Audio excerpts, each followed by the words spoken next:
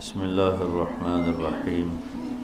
زين للناس حب الشهوات من النساء والبنين والقناطير المقنطرة من الذهب والفضة والخيل المسومة والأنعام والحرث ذلك متاع الحياة الدنيا والله عنده حسن المآب. قل أنبئكم بخير من ذلكم للذين اتقوا عند ربهم جنات تجري من تحتها الأنهار خالدين فيها وأزواج مطهرة ورضوان من الله والله بصير بالعباد. الذين يقولون ربنا إننا آمنا فاغفر لنا ذنوبنا وقنا عذاب النار الصابرين والصادقين والقانتين والمنفقين والمستغفرين بالأسحار. صدق اللہ العظیم. اللہ تعالیٰ فرما رہے ہیں کہ تم خواہشات اللہ نے ہی رکھی ہیں انسان کے اندر، خود تو لایا نہیں، اللہ کی طرف سے اس کے اندر مختلف قسم کے جذبے، خواہشات اور منفی مثبت دونوں طرح کی چیزیں اس کے اندر پیدا ہوتی. تو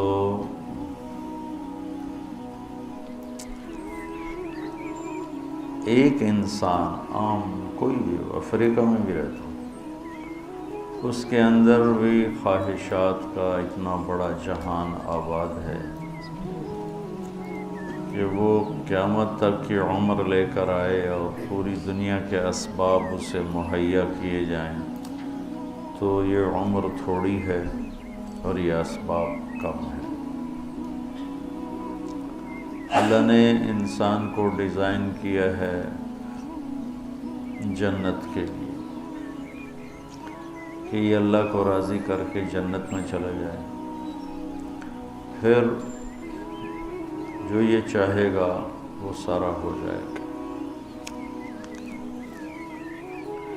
جتنی تیزی سے انسانی خواہش بدلتی ہے اتنی تیزی سے زمانہ نہیں بدلتا، حالات نہیں بدلتے، چیز نہیں بدلتی. لیکن جب اللہ کے اس مہمان خانے میں پہنچے گا تو جس تیزی سے اس کی خواہش بدلے گی اس سے زیادہ تیزی سے اللہ اسے وجود عطا فرمائے.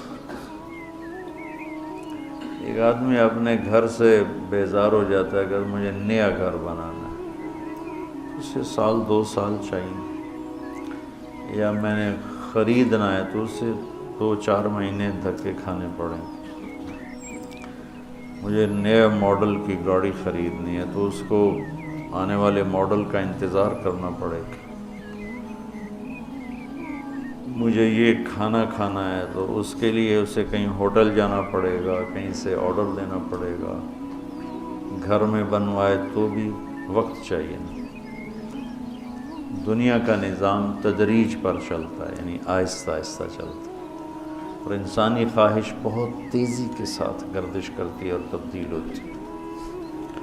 یہاں اگر ہم اپنی خواہش والے راستے پر چلیں گے نا تو تھک جائیں گے اور زندگی زیادہ خراب ہو جائے گی، زندگی کی کوالٹی خراب ہو جائے گی.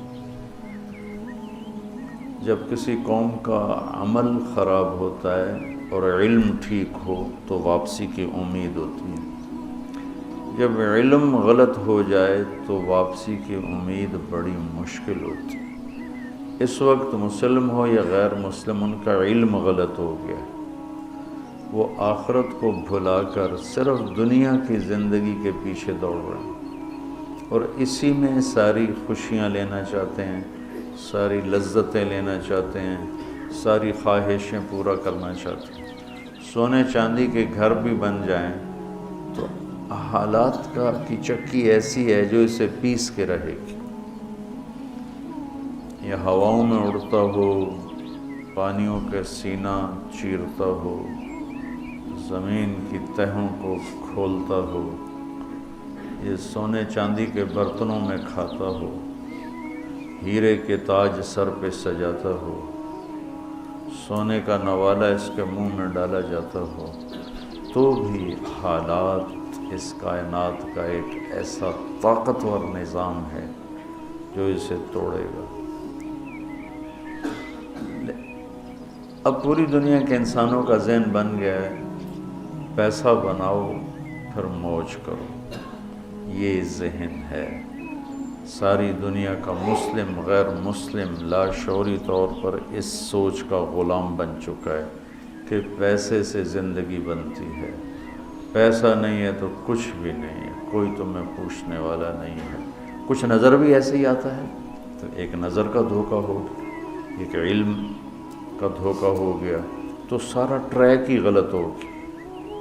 تو ساری انسانیت دوڑ پڑی مال بناؤ، مال بناؤ، مال بناؤ، پیسہ بناؤ، رشوت کھل گئی، سود کھل گیا، جھوٹ کھل گیا، ہیرا پھیری چل پڑی، دو نمبری چل پڑی، چوریاں ڈاکے چل پڑے، اور جوئے چل پڑے، سٹے چل پڑے، ذخیرہ اندوزی چل پڑی، دو نمبری چل پڑی۔ اس سب کے پیچھے کیا ہے کہ مال بناؤ۔ تو یہاں اگر سب کچھ مل بھی جائے نا تو بھی انسان خوش زندگی نہیں گزار سکتا، ڈیزائن ایسا۔ تو پہلی خواہش عورت ہے، پھر اولاد ہے، پھر مال و دولت ہے، پھر سواریاں ہیں، پھر جائیدادیں ہیں، پراپرٹیز ہیں، زمینیں ہیں۔ ان میں انسان اپنی دھن میں لگا ہوا اور موت پیچھے اس کو کھائے جا رہی، کھوکھلا کیے جا رہی۔ ادھر اس کے محل بن رہے ہوتے ہیں، ادھر اس کی قبر تیار ہو جاتی ہے، ادھر اس کے لاکھوں کے جوڑے تیار ہو رہے ہوتے ہیں، ادھر سادہ لٹھے کا کفن تیار ہو چکا ہوتا ہے۔ اس لیے اللہ تعالیٰ نے فرمایا، اللہ نے ان چیزوں سے یہ جن کے نام لیے ہیں ان سے روکا نہیں ہے۔ عورت شادی کرو، تمہیں اللہ نے اجازت دی ہے، اولاد ہے ان کی پرورش کرو، کمانا ہے تو کماؤ، سونا چاندی کماؤ، کون روکتا ہے؟ اور سواریاں اچھی رکھنی ہے تو رکھو۔ میرے نبی نے گدھے پر بھی سواری کی، خچر پر بھی کی، اونٹ پر بھی کی، اور اعلی نسل کے گھوڑوں پر بھی کی۔ تو آپ نے امت کے تمام طبقات کے لیے راستہ دکھا دیا۔ اسلام میں صرف غربت کا نمونہ نہیں، اسلام چپڑاسی سے لے کر بادشاہ تک کا نمونہ پیش کرتا ہے، اور زندگی کے ہر پہلو پر میرے نبی کا نور پڑ رہا ہے اور ان کی روشنی پڑ رہی ہے کہ بادشاہوں کو بھی اگر زندگی گزارنی ہے تو نبی کے طریقے کو دیکھیں گے۔ تو اللہ تعالیٰ نے اس سے روکا نہیں ہے، یہ ساری نعمتیں ہیں جس کو اللہ گنوا رہا ہے، لیکن ان نعمتوں کی حقیقت کیا ہے؟ متاع الحیات الدنیا، مٹ جانے والی چیزیں۔ اگر ان میں حرام میں پڑ گئے تو برباد ہو جاؤ۔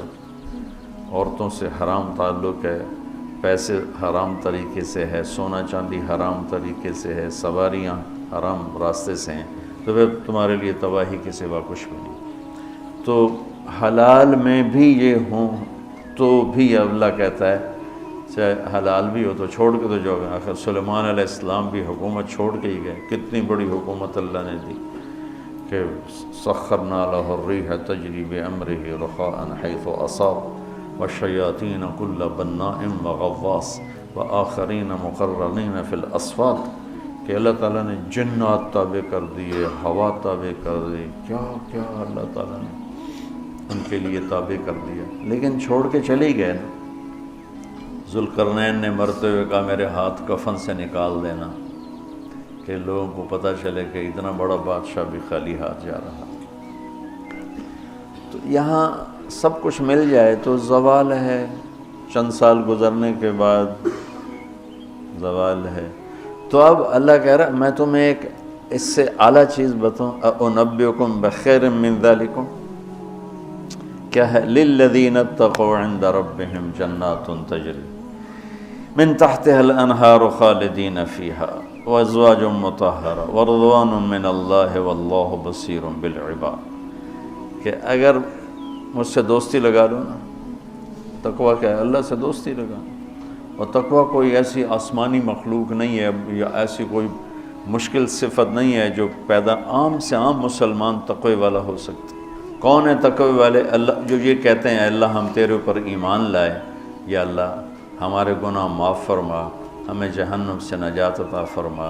اور تقوی والے کون ہوتے ہیں؟ جو صبر کرتے ہیں، جو سچ بولتے ہیں، جو عبادت کرتے ہیں، جو خرچ کرتے ہیں اور جو تہجد پڑھتے ہیں۔ لو یہ 4-5 باتیں ہیں، یہ کر لو تو آپ تقوی والے ہو۔ تو اس پر ملنے والا کیا ہے؟ جنات تجری من تحتها الانہار۔ انسان جب سے پیدا ہوا ہے اور جب سے پروان چڑھ رہا ہے اور نسل در نسل آئیڈیل لائف کی تلاش میں، 18ویں صدی میں جب سائنس نے ایک دم آنکھیں کھولی اور انسان نے کائناتی علم دریافت کیے، تو ایک شور اٹھا کہ اب خدا کوئی نہیں ہے، اللہ کوئی نہیں ہے۔ یہ سارا سسٹمیٹک سسٹم ہے۔ تو ہم نے مادی طاقتوں کا راستہ دیکھ لیا ہے، ہمیں کسی خدائی جنت کی ضرورت نہیں، ہم دنیا کو جنت بنا دیں گے۔ یہ 18ویں صدی میں بہت انکار، اللہ کے انکار کی بہت ہوا چلی۔ پھر انسانی علم خود یہاں تک پہنچا کہ نہیں، اللہ کے انکار کے بغیر کائنات کا کوئی نہ سر ہے نہ پیر ہے، نہ توجیہ ہو سکتی ہے، نہ کوئی اس کے کسی سوال کا جواب ہو سکتا ہے، لہذا ایک خالق ضرور ہے جس نے اس کائنات کو پیدا کیا ہے۔ تو ایک بات پہلے میں جو میڈیکل سائنس کہتی ہے کہ انسان اپنے ذہن میں کبھی بھی ناممکن کی تمنا نہیں کر سکتا۔ آپ کو کسی ان پڑھ سے ان پڑھ ایک چھوٹی سی مثال، کدی 2 تے 2 5 ہو جان، کسی کو یہ تمنا کرتے دیکھا کدی 2 تے 2 5 ہو جان۔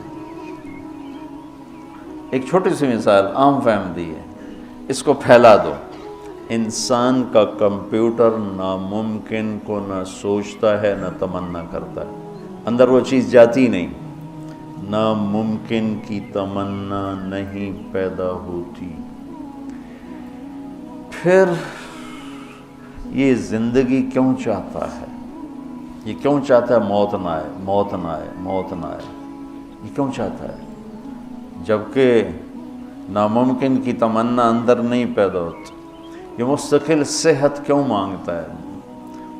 لمبی عمر کیوں مانگتا ہے؟ ہر وقت کی جوانی کیوں مانگتا ہے؟ ہر وقت کی خوشی کیوں مانگتا ہے؟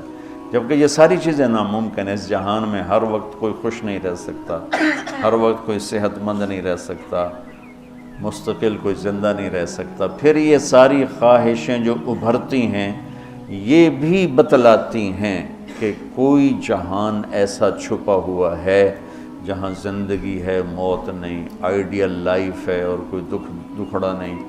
یہ خود، یعنی میں آپ کو سائنس کے لحاظ سے بات بتا رہا ہوں، اس کی ہمیں ضرورت کوئی نہیں، لیکن ابراہیم علیہ السلام نے کہا تھا وَلَٰكِن لِيَطْمَئِنَّ قَلْبِي، کہ دل کے اطمینان کے لیے یہ بھی ایک دلیل ہے عقلی اور سائنسی کہ انسان ناممکن نہیں سوچتا۔ تو پھر کیوں سوچتا ہے جوان رہوں، خوشیاں دیکھوں، غم نہ دیکھوں، موت نہ دیکھوں، عالی شان گھر ہو، عالی شان سواری ہو؟ یہ کیوں دیکھتا ہے کہ ایک جہان موجود ہے جہاں یہ عالی شان زندگی موجود ہے۔ وہ کہاں ہے؟ عند ربہم، وہ اللہ کے پاس۔ جنت کہاں ہے؟ 7ویں آسمان اس کی بیس ہے، 7واں آسمان، اور 7ویں آسمان سے بنتی ہے اور یوں اوپر جاتی ہے۔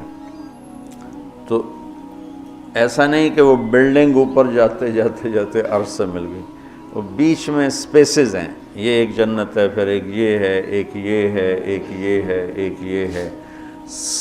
عرش کے ساتھ جا کر جو جنت مل گئی ہے کہ اللہ کا عرش اس جنت کی چھت بن گیا ہے، وہ ہے جنت الفردوس۔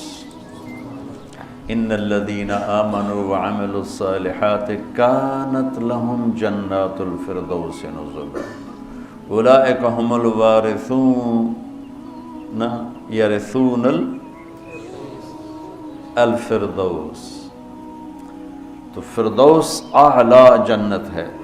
اللہ نے ساری جنتوں کو بنایا کن کن، یہ صرف ہمیں سمجھانے کے لیے، اللہ کو تو کن کہنے کی بھی ضرورت نہیں ہے، لیکن میرے نبی کا فرمان ہے باقی ساری جنت بنی میرے رب کے امر کے ساتھ، اور جنت الفردوس کو اللہ نے بنایا اپنے ہاتھوں کے ساتھ۔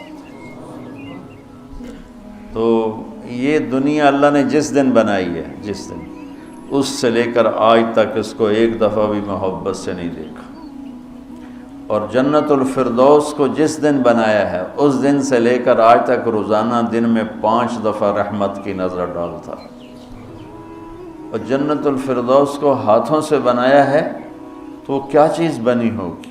ہاتھوں سے بنایا ہے وہ کیا چیز بنی ہوگی؟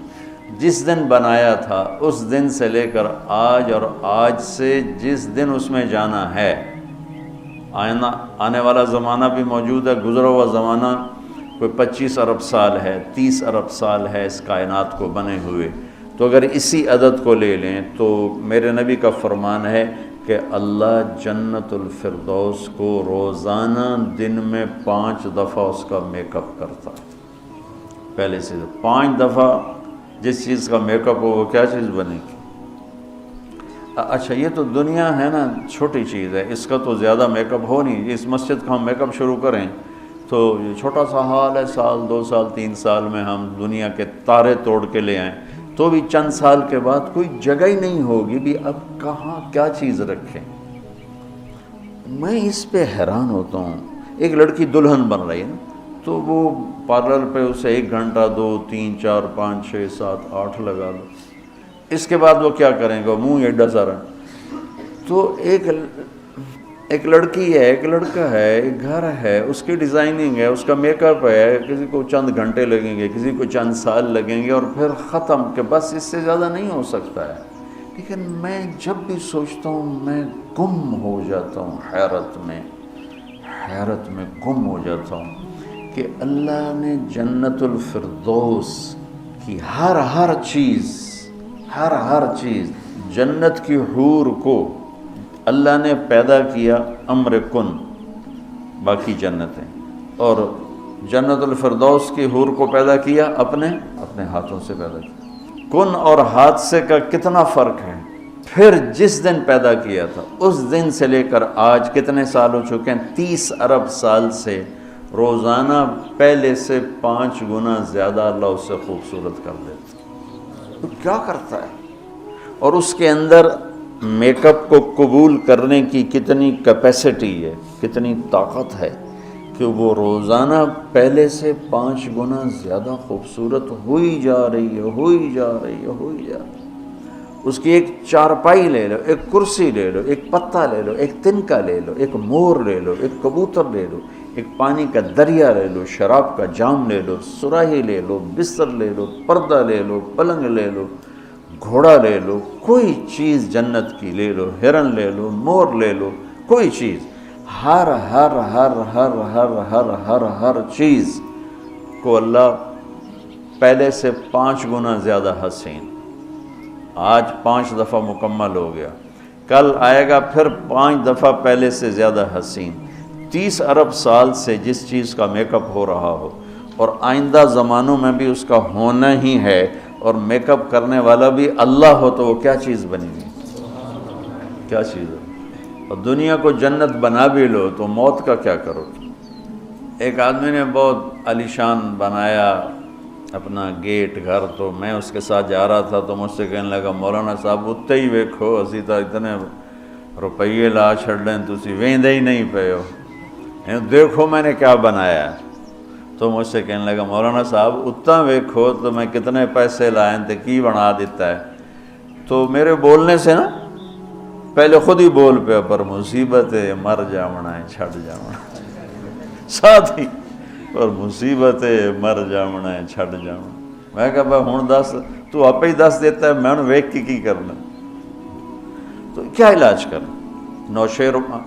نوشیروان کے پوتے خسرو پرویز نے محل بنایا 11,000 پلر پر، 11,000 ستونوں پر محل بنایا، اور 10 سال نہیں رہ سکا اس میں، اور وہ محل زیر و زبر ہو گیا۔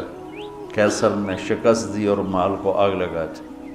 عبد الرحمن ناصر اموی بادشاہ نے اسپین میں محل بنایا 4316 پلر اور برج، اور 25 سال صرف اس میں رہا،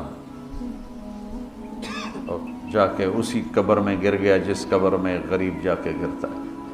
آج اس محل کے کھنڈر میں دیکھ کر آیا ہوں قرطبہ میں کہ کیا وہ شان و شوکت 300 ہجری میں بننا شروع ہوا، اور 1000 خچر سامان ڈھونے کے لیے، 10,000 مزدور مستری راج اس پہ کام کرنے کے لیے، چونکہ اس مینول کام تھا سارا، مشینی کام تو تھا نہیں، اور پوری دنیا سے سونا چاندی ہیرے لائے گئے، اور مختلف جگہ پہ پارے کے تالاب بنائے گئے سورج کی گردش کو سامنے رکھ کر، کہ پارا چونکہ ٹکتا نہیں، یوں یوں کرتا ہے تو سورج کی شعائیں اس پر پڑتی، اور جب وہ پارا ڈانس کرتا تو شعا بھی ڈانس کرتے ہی اوپر جا کے محل پہ پڑتی، تو پورا محل یوں رقص کرتا ہوا نظر آتا تھا، یوں سارا محل جھومتا نظر آتا تھا۔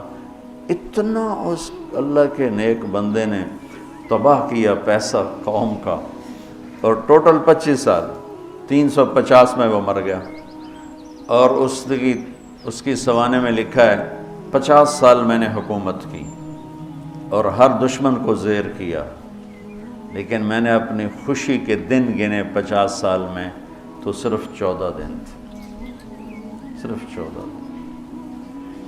تو اب اس کا کیا علاج ہے کہ آپ نے سب کچھ بنا لیا، موت کو بھگاؤ؟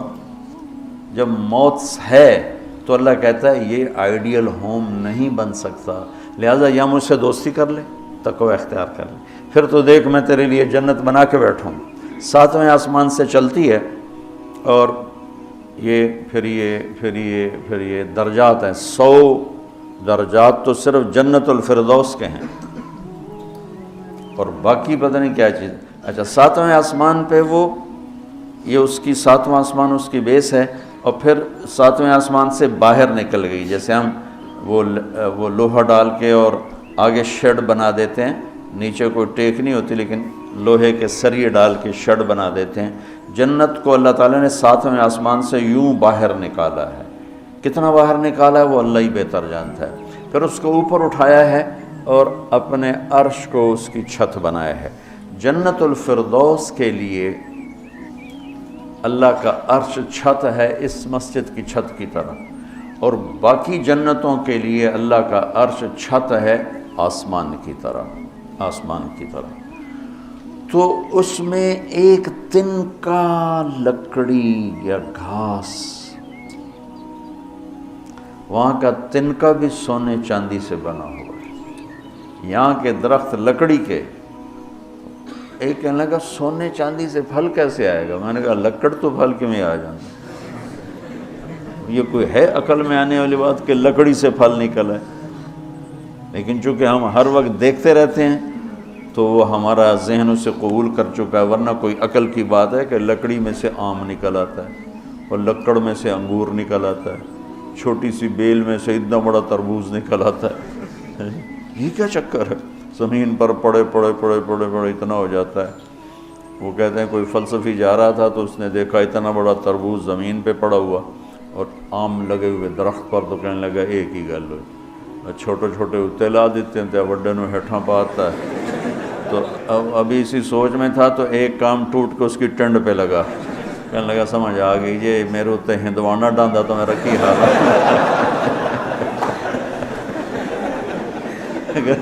میرے اوپر یہ تربوز گرتا تو میرا کیا حال ہوتا، مجھے سمجھ میں آ گیا۔ تو اللہ نے ادنا ترین چیز جو لگائی ہے جنت میں سونا اور چاندی ہے، زمرد اور یاقوت ہے، ہیرا اور جوہر ہے۔ اور میں نے ملکہ برطانیہ کے محل میں دیکھا، اس کے تاج میں، ان کے محل میں عجائب گھر بنا ہوا، تو ان کے تاج میں لگا ہوا تھا کوہ نور، لیکن اب اس کی وہ شان و شوکت نہیں رہی، چونکہ کاٹ کے تاج میں لگایا اور پھر 3 ٹکڑے کر کے آگے ایک پٹی میں رکھا ہوا تھا۔ یہ دنیا کا سب سے بڑا ہیرا تھا، ہو سکتا ہے اب اس سے بڑے ہوں، لیکن جنت کے کسی بھی لباس میں، تاج میں، گلاس میں، سراہی میں، میز پر کرسی پر، بستر پر، مسیری پر، پلنگ پر، دروازے پر، کھڑکی پر جو موتی ہیرے جڑے ہوئے ہوں گے، اس میں سب سے چھوٹا موتی یا ہیرا یا نیلم یا زمرد یا پکھراج، جو بھی تم نام لے لو، جو آج دنیا میں قیمتی پتھر پائے جاتے ہیں، اس کو لا کر یہاں ٹیبل پر رکھ دو، وہ اتنا سارا ہو تو میرے رب کی قسم یہاں سے آسمان تک روشنی پھیل جائے اور خوشبو پھیل جائے، خوشبو پھیل جائے۔ تو اللہ تعالیٰ کہہ رہا تم مجھ سے صلح تو کرو، مجھ سے یاری لگاؤ، تو میں نے آئیڈیل ہوم تمہارے لیے بنایا ہوا ہے۔ ایک نوجوان کہنے لگا اللہ حوروں کا لالچ کیوں دیتا ہے؟ میں نے کہا زنا سے روکنے کے لیے، کیونکہ لوگ شادی کر کے بھی زنا نہیں چھوڑتے، اور اللہ معاشرے کو پاک دامن دیکھنا چاہتا ہے۔ جس معاشرے میں زنا پھیل جاتا ہے وہ معاشرہ برباد ہو جاتا ہے۔ تو اللہ چاہتا ہے کہ ہر مرد عورت پاک دامن زندگی گزارے، اس لیے نے نکاح کا راستہ رکھا، اور پھر مرد کی شہوت کو روکنے کے لیے وعدہ کیا تو یہاں صبر کر، حلال کام کر، تو آجا میرے پاس، میں نے تیرے لیے تیری اس خواہش کا سامان تیار کر کے رکھا ہوا ہے کہ یہاں کا مادہ مٹی ہے، وہاں کا مادہ مشک و عنبر ہے، وہاں کی گھاس زعفران کی ہے، یہاں زعفران اتنا سا ملتا ہے اور لاکھوں روپے کا کلو ملتا ہے، اور وہاں پوری میدان میں جو گھاس ہے وہ زعفرانی ہے، اور گھر کی ایک اینٹ موتی کی ہے، ایک اینٹ زمرد کی ہے، ایک یاقوت کی ہے، ایک زمرد کی ہے، ایک سونے کی ہے، ایک چاندی کی ہے، بیچ میں مشک کا گارا ہے اور زعفران کی گھاس ہے، اور اللہ کا عرش اس کی چھت بنایا گیا ہے، اور وہ اندر بیٹھو تو باہر نظر آتا ہے، باہر بیٹھو تو اندر نظر آتا ہے۔